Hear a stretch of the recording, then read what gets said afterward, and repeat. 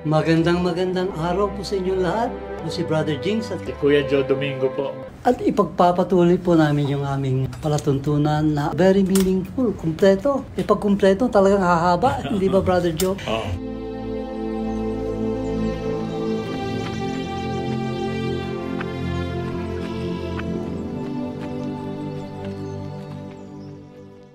For I came down from heaven, not to do mine own will, the will of him that sent me. And this is the will of him that sent me, that every one which seeth the Son, and believeth on him, may have everlasting life.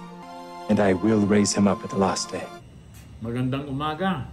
Sa tuwina, masarap pag-usapan tungkol kay Jesus Christ. Kasi napakahalaga ng mga nabasa natin sa Biblia tungkol sa experience ng mga nakakita sa Kanya.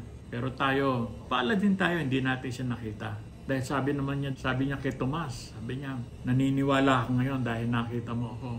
Blessed are those who believe and yet they have not seen me. Mas mapalad pala tayo dahil naniniwala lang tayo kasi hindi natin siya nakita. Pero ang isang utos naman sa atin ni Jesus, sinulat ni San Juan sa chapter 1 verse 14. Sabi niya ganyan, and the word was made flesh. Kaya tayo yung kakatawan sa salita ni Jesus. Bibigyan natin ng buhay yung pinangako niya sa lahat ng mga naiwan dito na hindi pa nakabahagi, nakakita sa kanya, nakarinig sa kanya. Tayo yung sisigaw dyan. Tayo yung magpapakita ng pagmamahal ng Diyos. Kasi yan yung kanyang kalooban na iligtas. Lahat tayo gusto niya iligtas pero walang pilitan. Isa sa natutunan ko kasi sa paghahanap sa Diyos, sabi ganyan, bakit ba ako nilikha ng Diyos? To know God, to love God, to serve God. Para malaman mo sino siya, kilalanin mo siya, mahalin mo siya, at pagsilbihan mo siya. Mahirap magsilbi sa taong hindi mo mahal. Mahirap ding magmahal sa taong hindi mo namang kilala. Ngayon, isang trap dyan sa maging kabaliwan na paniniwala na yan, magsisilbi ka sa Diyos. Biglang yayabang ka na sa pagsisilbi. Yan ang mahirap iwasan. Pero talagang dapat natin iwasan. Kailangan ka ba ng Diyos? Kailangan ba tayo ng Diyos? Makikita mo hindi pala eh. Ang pagsisilbihan pala natin, yung tinuturo sa atin ng Diyos. Kadalasan yung mga taong tinuturo sa atin dyan, yung pang mga tao hindi natin gusto. Sinasabi ni Jesus, mahalin mo ang kaaway. Patawarin mo ng several times yung mga taong paulit-ulit nagkakasala sa'yo. Yan. Dahil yan ang topic natin ngayon. Ang foundation verse na napili namin ay itong sinulat ni San Juan, chapter 13, verses 34 to 35. Ito yung huling habilin ni Jesus. The last command niya bago siya mamatay. Sabi niya, isang bagong utos ang binibigay ko sa inyo. Mahalaga ito, bagong utos. Sino lang ang pwedeng magbago ng commandment? Kundi Diyos mismo. Kaya dito sa nakatagong pananalita, sinasabi ni Jesus Christ, ako yung gumawa ng 10 commandments to. Ako rin pwede magbago niyan. Sabi niya, bagong utos to sa inyo. Ngayon, magmahalan kayo kung paano ko kayo minahal, gayon din naman ang magmahalan kayo. Panukatan ngayon natin ay yung ginawa ni Jesus. Kayo sinasabing, follow me, tama rin itong salita to, sumunod kayo sa akin. Pero mas angkop yung salita, imitate me. Gayahin nyo kung paano kumilos, mag-isip at magsalita. Ang pinakamahirap na paggaya kay Jesus kasi, paano mag-isip? Dahil hindi mo nakikita yan. Makikita mo lang sa paggawa. Kayong ating pag-iisip, malikot yan. Minsan, namimili tayo ng taong tutulungan natin. Pero minsan, mas mahalaga sa atin na isipin kung ako kaya si Jesus, paano ko gagawin to? Ano kayang gagawin niya? Ulitin ko isang bagong utos ang binibigay ko sa inyo ngayon. Magmahalan kayo. Kung papaano ko kayo minahal, gayon din naman magmahalan kayo. Yung unang kapitbahay mo rito sa unang other person sa paligid mo, yung malapit sa'yo, usually asawa mo yan, kamag-anak mo yan, kapanik mo yan, magulang mo yan, anak mo yan. Pero itong sila magkakasama doon, magkakabarkada sila. Sila Pedro to, tsaka sila Santiago, San Juan, at sila Andres, at kung sino pa. Kung kayo'y magmamahalan sa isa't sila, makikilala kayo ng mga alagad ko. Pinapalitan ko yung salitang alagad. Nilalagay ko kabarkada ko o kaibigan ko. Kung paano kayo magmahal sa sarili nyo, malalaman na kaibigan ko kayo. Kayo yung kabarkada ko. Kasi magkakabarkada, iisa uniforme niyan, iisa ang kilos niyan, iisa pagsasalita niyan. iisang klase. Pawang walang kasinungalingan at isinasabuhay yung sinasabi nila. Yan yung pagsasabuhay, yan yung sinasabi doon sa "And the Word made flesh and dwelt among us." Kaya maraming Jesus dito sa ating paligid kasi yung pangalang Jesus, ang kahulugan niyan ay tagapagligtas ng sangkatauhan. Tayo, tagapagligtas din tayo ng ating mga kababayan. Bawat isang tao rito. Simple lang tayo. Ano dapat gawin ni Jesus sa kanila, gagawin natin. Kaya nga sabi gano'n ni Jesus Christ sa Biblia, "What you do to the least of my brothers, you did to me." Sa English yon, least among my brothers. L-A-M-B. Ano yung L-A-M-B? Tupa. At yung tupang yon, yun, sabi ni Jesus. Kaya yan ang gagawin natin kasi hindi tayo mauubusan ng matutulungan na tao. Marami nangangailangan yan. Minsan, kausapin lang natin ay mahalaga na sa kanila para gumaan ang kanilang buhay. Lahat tayo rito ay nagsasuffer, we're oppressed by many things. Pero tayo ngayon nandito, yung oppression natin is grace sa atin. Grace sa atin yan. Kasi hinahamon natin yung kamalian dito sa mundo para pakita natin sa ating kapwa, sa sarili na natin, yung daan na tatahakin natin na iniwan sa atin ni Jesus. Pagka tayo nag-aral, ang dasal namin ay magliwanag sa inyo itong salita ni Jesus at mabuhay sa buhay ang salita ni Jesus. At yung kagalakan na nararanasan natin, nararamdaman namin, ay mararanasan at mararamdaman nyo rin.